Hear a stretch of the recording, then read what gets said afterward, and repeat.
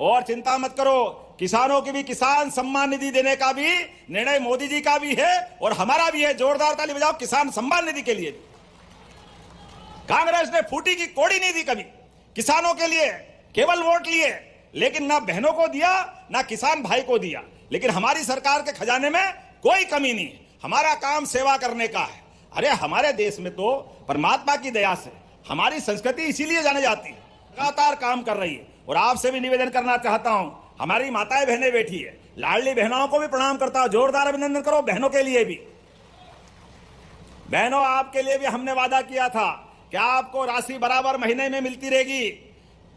रक्षाबंधन तो साल में एक बार आता है और भैया दूज भी एक बार आती, लेकिन हमारी बहनों के लिए हर महीने रक्षाबंधन बनता है, हर महीने। जोरदार अभिनंदन करो बहनों के लिए भी। 1,500 की राशि ये देने का हमारा ही संकल्प है। अभी तक लगभग 52,000 करोड़ से ज्यादा की राशि बहनों को दे सके हैं। और चिंता मत करो, किसानों की भी किसान सम्मान निधि देने का भी निर्णय मोदी जी का भी है और हमारा भी है। जोरदार ताली बजाओ किसान सम्मान निधि के लिए। हम किसी गरीब को कच्चे घर में नहीं रहने देंगे, हर एक का पक्का मकान बनेगा, ये हमारा संकल्प है प्रधानमंत्री आवास योजना में। नया सर्वे करवाया कमलेश जी ने और नए सर्वे में सूची अब सामने आ रही है, उसका फिजिकल वेरिफिकेशन करके हर गरीब को मकान मिलेगा पक्का, ये संकल्प हमारा है। और दूसरा, मेरी बहनों, कोई बहन गरीब ना रहे, बहनों की आंखों में आंसू क्यों रहे, 1,000-2,000 रुपए के लिए हाथ क्यों फैलाए। हर एक बहन खुशहाल हो, बेटी खुशहाल हो। और इसलिए प्रधानमंत्री जी का जो संकल्प है उसको पूरा करने की जवाबदारी हमारी है। हम उत्तर प्रदेश की भी हर बहन को लखपति दीदी बनाएंगे आजीविका मिशन के माध्यम से। और ये मैं मजाक नहीं कर रहा, 3 करोड़ लखपति दीदी बन चुकी है।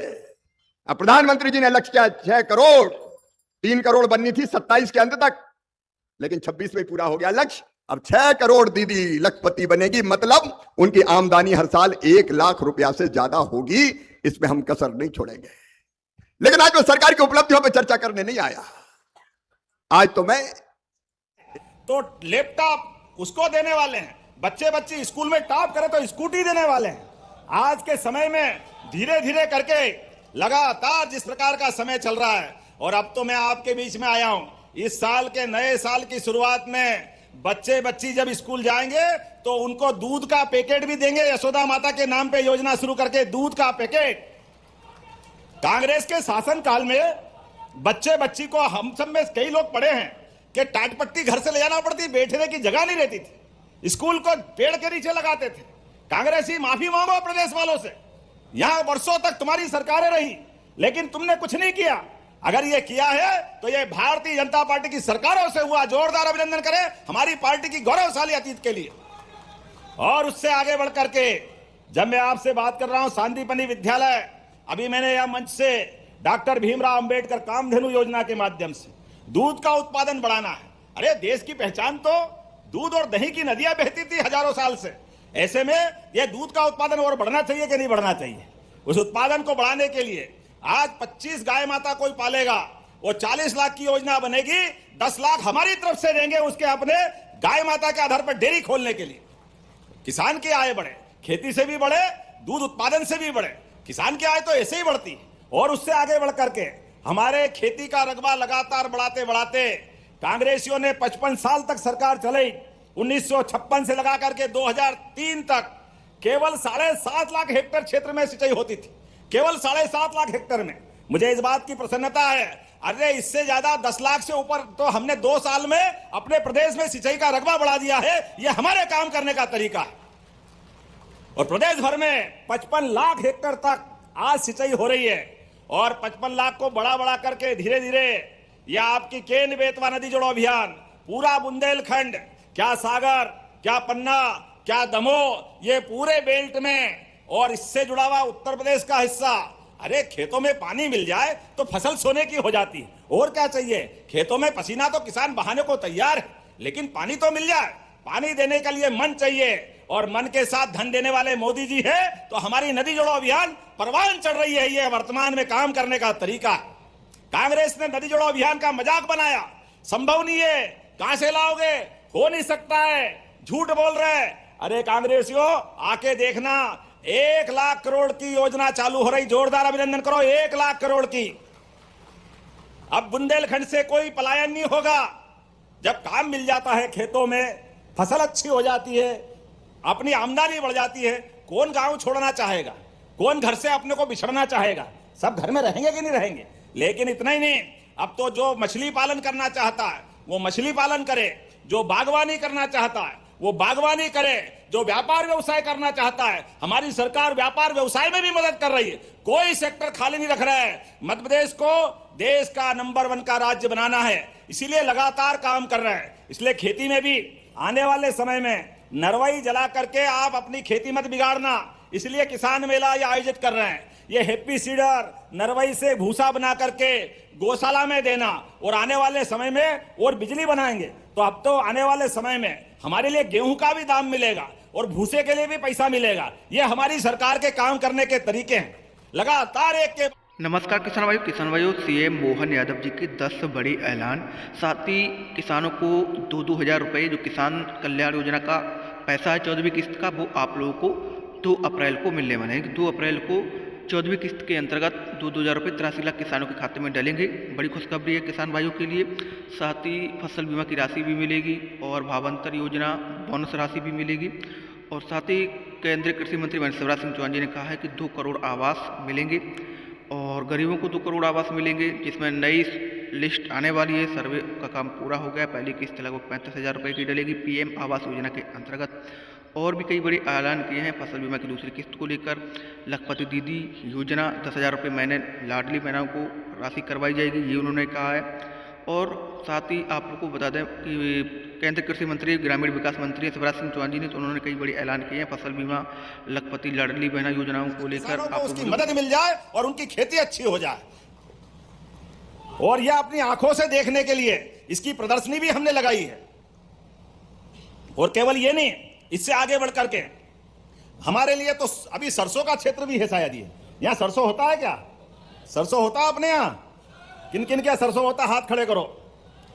आप बताओ, आप अपनी सरसों मंडी में बेचने जाना और एमएसपी का भाव का अंतर अगर रहेगा तो जैसे पीछे हमने सोयाबीन के लिए किया था, सोयाबीन में भी अरे मंडी में फसल खरीदो, बेचो, मंडी आबाद करो, ये भी प्रबंधन होना चाहिए। लेकिन कोई कारण से अगर सरकारी भाव से अंतर रहा, एमएसपी और हमारे मंडी के भाव में अंतर रहा, तो आप अपना व्यापारी से भी पैसा ले जाना और बचा हुआ पैसा सरकार आपके खाते में डालेगी। ये हमारी सरकार की योजना।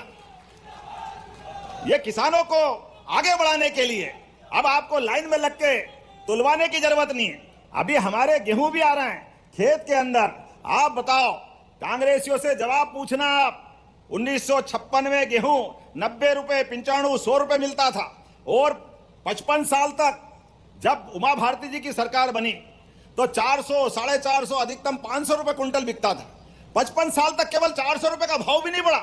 ये कांग्रेस के काम करने के तरीके हैं। और हमारी सरकार, जब हमने सरकार संभाली तो 2250 का भाव था और हमने 150 का बोनस दिया, 2400 में खरीदा। फिर वापस 2375 का भाव आया, 2425 का भाव आया, तो गए बार हमने 225 रुपए मिला करके 2600 रुपए, क्योंकि हमने सरकार बनाने के समय कहा था कि हम 2700 तक करेंगे। तो अभी सरकार के समय में सरकार 2028 में चुनाव में जाएंगे, 3 साल बाकी है। इस साल फिर 40 रुपए मिला करके 2625 में गेहूं खरीदने वाले हैं। यह हमारी किसानों के प्रति हमारी भावना है।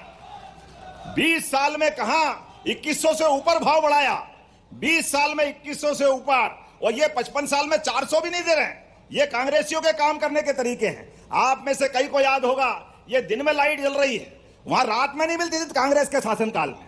बताओ, रात में कोई लाइट मिलती थी क्या? लोग बच्चे बच्ची सहित शहर में भागते थे। सड़कें नहीं, लाइट नहीं, पानी का तो सवाल ही नहीं। अभी इस सीजन में लोग डीजल के लिए लाइन लगाते थे क्योंकि जनरेटर चलाना है, इन्वर्टर सुधराते फिरते थे क्योंकि मिलती नहीं थी बिजली। लेकिन आज मुझे इस बात की प्रसन्नता है, हमारे खेतों में भी लाइट मिल रही और गांव के अंदर भी लाइट मिल रही। जोरदार अभिनंदन को। यह है मोदी जी और हमारी सरकार का काम करने का तरीका। बिजली तो आज के जमाने में सबकी आवश्यकता हो गई, ऐसे में सरकार बिजली दे। लेकिन अब हम और आगे निर्णय कर रहे हैं।